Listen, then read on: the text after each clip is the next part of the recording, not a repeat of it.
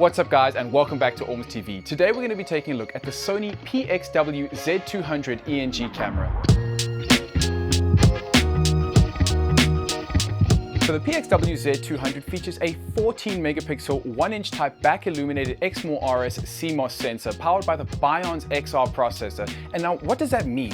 Incredible low light capabilities. This camera is also capable of shooting incredible 4K video in 422 10-bit in up to 120 frames per second in familiar picture profiles like standard Rec 709, S-Cinetone, and S-Log3.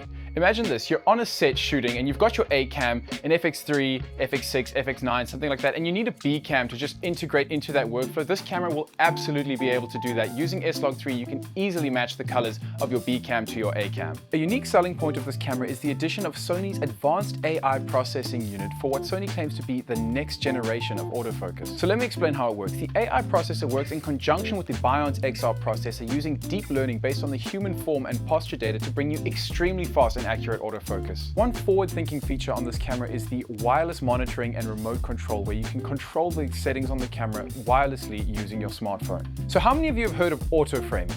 Imagine this. I move to the left, the camera tracks me.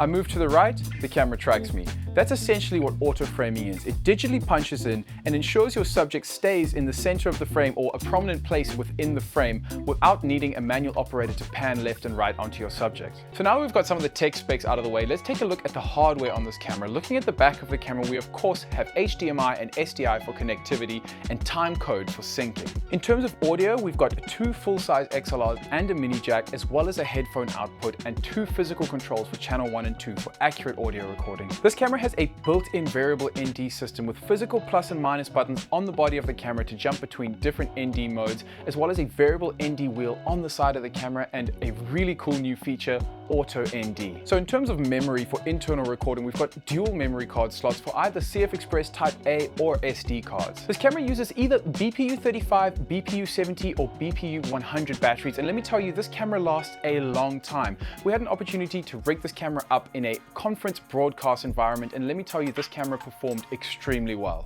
So we hooked up the Z200 into a multi-cam setup and it integrated seamlessly straight out of the box without any difficulty setting up, and navigating the menu system was a breeze. It has a super user-friendly menu system, and it was just really nice to be able to set up a camera without having to worry about anything during setup. One thing I will say about using this camera in the field is that it is super versatile. With a 20 times optical zoom, no matter where I was in the room, I was able to get the shot that I needed. And with that in-body image stabilization, whether I was shooting handheld or on a tripod, I really had no issues there. One thing I will say about shooting this camera handheld is that even with a wireless transmitter connected, this camera was super lightweight, and camera operators could definitely use this camera handheld all day without any issues. So in conclusion, who is this camera for? If you're a live streamer, this is absolutely the camera for you. The music video guys, although it's debatable, in our opinion, go for it. You've got f2.8, 120 frames per second in 4K, in-body image stabilization, S-Cinetone, S-Log3. Think about it. Documentary filmmakers, sports and live events, news and broadcast, absolutely. And if you're a house of worship, this is the camera for you.